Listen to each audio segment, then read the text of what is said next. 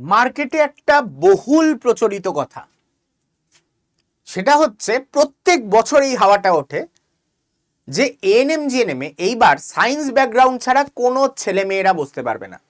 এটা প্রত্যেক বছরের গল্প। আসলে কিছু ভুলভাল চ্যানেল আছে যারা এই নিয়ে প্রত্যেক বছর ভিডিও বানায় এবং সেটার জন্য ভুক্তভোগী হতে হয় যারা জেনুইন চ্যানেল তাদের। কেন কি ভুক্তভোগী? সেখানকার টিচারদের এসে ছেলেমেয়েরা পাগল করে দেয়, আমি কি পরীক্ষায় বসতে পারবো স্যার, আমি তো আর্টসের, তাহলে আমি কি পড়বো না? আসলে এটা আর কিছুই নয়, এটা হচ্ছে কম্পিটিশন কেটে দেওয়ার সব থেকে ভালো একটা উপায়।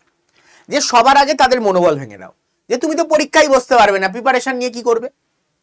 প্রত্যেক বছর এটা হয়ে থাকে এবং তার উত্তর দিতে দিতে আমরা হাঁপিয়ে যাই যে না, সত্যি তোমরা বসতে পারবে। এএনএম জিএনএম এমন একটা পরীক্ষা যেখানে যে কেউ এই পরীক্ষায় বসতে পারে যারা হচ্ছে উচ্চ মাধ্যমিক পাস।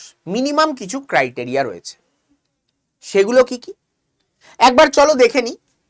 একমাত্র এএনএম জিএনএম মেডিকেলের একমাত্র এন্ট্রান্স যেখানে সায়েন্স আর্টস কমার্স সবাই এই পরীক্ষায় বসতে পারে। আরেকটা আছে, সেটা হচ্ছে বিএইচএ, ওখানেও সায়েন্স আর্টস কমার্স সবাই বসতে পারে। মিনিমাম কিছু ক্রাইটেরিয়া রয়েছে, কিন্তু তুমি কি নিয়ে পড়াশুনো করেছো সেইটা তোমার লাইফে এই পড়াশোনায় বাধা হবে না। তাহলে মাথায় এই জিনিসটা কনফার্ম করে ঢুকিয়ে নাও, তুমি আর্টস হও, সায়েন্স হও, কমার্স হও, যে কোনো ব্যাকগ্রাউন্ডের হও, যে কোনো সাবজেক্ট থাকুক, তুমি কিন্তু পরীক্ষায় বসতে পারছো। তোমার এইচএস পাস হতে হবে। এমনকি ভোকেশনাল নিয়ে যারা পড়াশোনা করেছে তারাও বসতে পারবে। তো সেইখান থেকে তুমি কিন্তু নার্সিং পড়াশোনা করতেই পারো। পশ্চিমবঙ্গের একমাত্র মেডিকেল এন্ট্রান্স এক্সাম যেটা সব স্ট্রিমের ছাত্রছাত্রীদের জন্য কিন্তু ওপেন। এবার চলে আসছি তোমার ক্রাইটেরিয়া কি হতে চলেছে। নাগরিকত্ব, তোমাকে ভারতের নাগরিক তো হতেই হবে এই পরীক্ষায় বসতে গেলে। তার সাথে 10 বছর ধরে পশ্চিমবঙ্গে স্থায়ী বাসিন্দা হলে ভালো, বাইরের বাসিন্দা হলেও পরীক্ষা দিতে পারবে। কিন্তু এএনএম এর ক্ষেত্রে গ্রাম পঞ্চায়েত এলাকার বাসিন্দা হওয়া আবশ্যিক। এরকম কোনো ব্যাপার নেই যে যারা গ্রাম অঞ্চলে বা গ্রাম পঞ্চায়েতের বাসিন্দা নাও তারা এই পরীক্ষায় বসতে পারবে না, আরামসে বসতে পারবে, সবাই দিতে পারবে।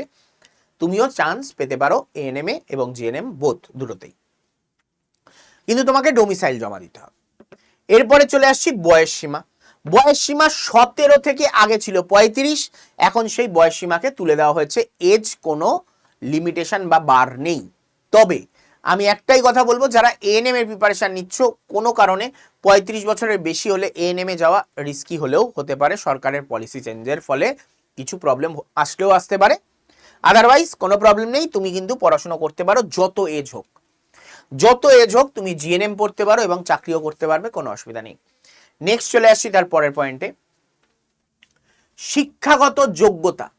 শিক্ষাগত যোগ্যতা কেবল এইচএস পাস করলেই হবে? তো উত্তর হচ্ছে যোগ্যতা উচ্চ মাধ্যমিক।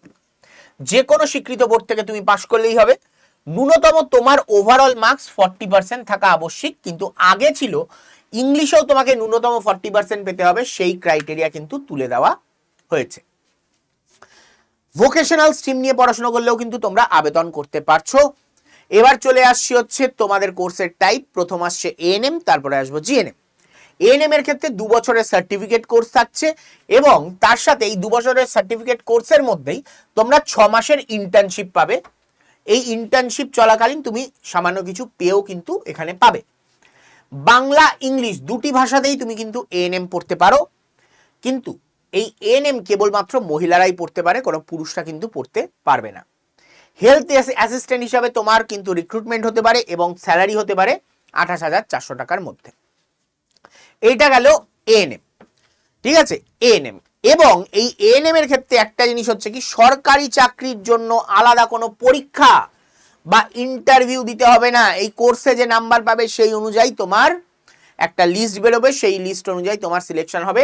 মাথায় রাখবে, এএনএম পেয়ে যাওয়া মানে তোমার সরকারি চাকরি কনফার্ম হয়ে গেছে। তুমি সরকারি চাকরি পেয়ে গেছো ধরে নিয়েই তোমাকে পড়াশোনাটা স্টার্ট করতে পারবে। মনের মধ্যে একটা আলাদা কনফিডেন্স পেয়ে যাবে যে হ্যাঁ, আমার গভর্নমেন্ট জব তো হয়ে গেছে। ক্লিয়ার? নেক্সট চলে আসছি জিএনএম এর ক্ষেত্রে। জিএনএম মানে হচ্ছে তোমার জবের সম্ভাবনা 60 to 70% গভর্নমেন্টে, বাদ বাকি প্রাইভেটে। এখানে 100% সম্ভাবনা না থাকা সত্ত্বেও যাদের স্বপ্ন বড় তারা জিএনএমেই যেও। কেন? এরপরে আমরা দেখাবো, পাথওয়ে দেখাবো, কেরিয়ার পাথওয়ে, তুমি নিজেও বুঝতে পেরে যাবে কেন দরকার। প্রথমে আসছি কোর্স টাইপ। এটা হয় 3 বছরের ডিপ্লোমা কোর্স এবং তার মধ্যেই 6 মাসের ইন্টার্নশিপ থাকে, যেটা পেড ইন্টার্নশিপ হয়। পড়াশুনো মূলত ইংলিশ ভাষায় করতে হয়, এখানে বাংলায় পড়ার কোনো সুযোগ নেই, তবে কোনো প্রবলেম হয় না। 1-1.5 মাসের মধ্যে সবাই মানিয়ে নেয়। প্রথম প্রবলেম হয়, দেন 1-1.5 মাসের মধ্যে মানিয়ে নেওয়া যায়। ছেলে এবং মেয়ে উভয়ই আবেদন করতে পারবে এই পরীক্ষায়। চাকরি এবং উচ্চশিক্ষা, সরকারি চাকরির জন্য ইন্টারভিউ এবং পরীক্ষা দিতে হবে। এছাড়া উচ্চশিক্ষায়ও তুমি যেতে পারো, উচ্চশিক্ষার লাইনেও তুমি যেতে পারো। দেখে নাও তোমরা এখানে ভবিষ্যতে বিএসসি নার্সিং করতে পারবে, এমএসসি, পিএইচডি, যতদূর ইচ্ছা তুমি পড়াশোনা করতে পারবে এবং টিচিং প্রফেশনেও কিন্তু আসতে পারো। তোমার যদি মনে হয় টিচার হতে চাও, ছোটবেলা থেকে স্বপ্ন ছিল টিচার হওয়ার, তুমি কিন্তু নার্সিং এর টিচারও কিন্তু হতে পারবে। এবার চলে আসছি এএনএম আর জিএনএম এর মধ্যে পার্থক্য। সবার আগে দেখে নাও, 2 বছর এএনএম পড়তে সময় লাগে, 3 বছর লাগে জিএনএম পড়তে। এএনএম শুধু মহিলারাই পড়তে পারবে, জিএনএম কিন্তু পুরুষ এবং মহিলা উভয়ে পড়তে পারবে। সরাসরি নিয়োগ হবে তোমার মার্কসের বেসিসে, তুমি কত মার্কস পাচ্ছ এএনএম কোর্স চলাকালীন তার উপরে ভিত্তি করে। এখানে কিন্তু আলাদা পরীক্ষা দিতে হবে এবং ইন্টারভিউ দিতে হবে, তার উপর ভিত্তি করে তোমার কিন্তু সিলেকশন হচ্ছে। তো সরকারি থেকে বড় বা বেসরকারি থেকে বড় দুজনেই কিন্তু একই অ্যাডভান্টেজ পাবে। সাব সেন্টার এএনএম এর ক্ষেত্রে আমরা সাব সেন্টারে পোস্টিং দেখতে পাবো এবং জিএনএম এর ক্ষেত্রে পোস্টিং হবে হাসপাতালে। এবং এএনএম পড়া যায় বাংলা এবং ইংলিশ বোধ দুটো ভাষায়, কিন্তু জিএনএম পড়া যায় খালি ইংলিশ ভাষায়। তো এইগুলো আমরা দেখে নিলাম। এবার এএনএম এর কেরিয়ার পাথ। এএনএম এর ক্ষেত্রে আমরা দেখতে পাবো এন্ট্রান্স এক্সামের র্যাঙ্ক অনুযায়ী তুমি নার্সিং ট্রেনিং কলেজ পাবে, 2 বছর তুমি পড়াশোনা করবে। তারপরে তোমার হবে ইন্টার্নশিপ 6 মাসের ইন্টার্নশিপ হয়ে যাওয়ার পর তোমার রেজিস্ট্রেশন হবে, WBNCর আন্ডারে তোমার রেজিস্ট্রেশন হবে এবং তুমি হেলথ অ্যাসিস্ট্যান্ট, সরকারি চাকরি সরাসরি নিয়োগ তোমার হয়ে যাবে হেলথ অ্যাসিস্ট্যান্ট পদে, যেখানে 28,400 টাকা মতন তোমার স্যালারি থাকবে। কোনো ইন্টারভিউ বা কিচ্ছু হবে না। এবার চলে আসছি জিএনএম এর ক্যারিয়ার। জিএনএম এর ক্যারিয়ার অনেকটা ভার্সেটাইল। জিএনএম 3 বছর করার পর তুমি ক্লিনিক্যাল জবে যেতে পারো অ্যাজ আ স্টাফ নার্স, গভর্নমেন্টের বা প্রাইভেটে। গভর্নমেন্ট জবও পেতে পারো, প্রাইভেট জবও পেতে পারো, কিন্তু এএনএম এ কিন্তু প্রাইভেট জবের তেমন কোনো সুযোগ সুবিধা নেই, পাবে না ধরে নিয়ে এগোনোই ভালো। এবার আসছে হচ্ছে সিনিয়র নার্স। তোমার এরপরে পোস্টিং হবে কি, তোমার প্রমোশন হয়ে যাবে তুমি সিনিয়র নার্স। এএনএম এর জীবনেও আর কোনো প্রমোশন তুমি কিন্তু পাচ্ছ না। এবার জিএনএম এর ক্ষেত্রে আরেকটা পয়েন্ট, যেটা পোস্ট বেসিক নার্সিং তুমি পড়তে পারবে, পোস্ট বেসিক বিএসসি নার্সিং, যেটা ইকুইভ্যালেন্ট টু বিএসসি নার্সিং। তো তুমি সেটা পড়াশোনা করতে পারো। তুমি এমএসসি নার্সিং পেতে পারো, সেখান থেকে পড়ার পর আবার এমএসসি করতে পারো এবং তারপরে পিএইচডিও করতে পারো, যত দূর ইচ্ছা তুমি পড়াশোনা করতে পারবে। তো হায়ার এডুকেশন করতে চাইলে জিএনএম বেটার অপশন। তুমি যদি চাইছো তোমার ফ্যামিলিতে হায়ার এডুকেশনের একটা ট্রেন্ড রয়েছে, তো হায়ার এডুকেশন করতে হলে তোমার জিএনএম বেস্ট অপশন। এবং তুমি চাইলে যদি টিচার হওয়ার স্বপ্ন থাকে তাহলে কিন্তু তুমি নার্সিং টিউটার হতে পারো এই জিএনএম কোর্সের থ্রু দিয়েই। আদারওয়াইজ এএনএম দিয়ে কিন্তু তুমি কোনোদিনও টিচার হতে পারবে না, তোমার এই স্বপ্নটা কোনোদিনও পূরণ হবে না। এবার চলে আসছি মার্কসের ডিস্ট্রিবিউশন। তোমরা এই ছবিতে দেখতে পাচ্ছ লাইফ সায়েন্সে 50 মার্কস থাকে, যেটা highest. Physical science 25 marks, English 15 marks, then mathematics 10 marks, general knowledge 10 marks and logical reasoning 5 marks. মোট 115 নম্বরের পরীক্ষা, যেটা 1.5 ঘন্টার মধ্যে তোমাকে অ্যাটেন্ড করতে হয় এবং এমসিকিউ ফরম্যাটে থাকে। এমসিকিউ থাকে 2 ধরনের, বায়োলজি এবং ফিজিক্যাল সায়েন্সের ক্ষেত্রে আমরা ক্যাটাগরি 1, ক্যাটাগরি 2 2 ধরনের কোয়েশ্চেন দেখতে পাবো, যেখানে ক্যাটাগরি 1 এর কোয়েশ্চেনে থাকে 1 মার্কস করে, ক্যাটাগরি 2 এর কোয়েশ্চেনে থাকে 2 মার্কস করে। মোট 100টা প্রশ্ন, মার্কস কত থাকে 115। ওকে, এবার চলে আসছি পরীক্ষার সময়সূচি। এইবার যেহেতু ভোট হতে চলেছে, তাই জন্য মনে হচ্ছে গল্পটা এরকম হতে চলেছে, আগস্ট মাসে তোমাদের কিন্তু ফর্ম বেরোতে চলেছে, হয়তো সেপ্টেম্বর মাসে তোমাদের কিন্তু অ্যাডমিট কার্ড বা এইসব দেওয়া এইসব তোমাদের ঘটতে চলেছে এবং অক্টোবর মাসে গিয়েই কিন্তু পরীক্ষা হবে যতদূর মনে হচ্ছে। এইবারেও হাওয়া বলছে, তার পিছনে কারণ হচ্ছে ভোট। ভোটের জন্য সবকিছু পিছিয়ে যায় এবং মাথায় রাখবে সরকার যদি কোনো কারণে পরিবর্তন হয়, সরকার পরিবর্তন হলে কিন্তু আরো একটু ডিলে হলেও হতে পারে। তো আমি মোটামুটি ওভারঅল এইটাই ধরে এগোবো যে অক্টোবর মাসে গিয়ে পরীক্ষা হবে, তার আগে খুব একটা আমি হাওয়া দেখছি না।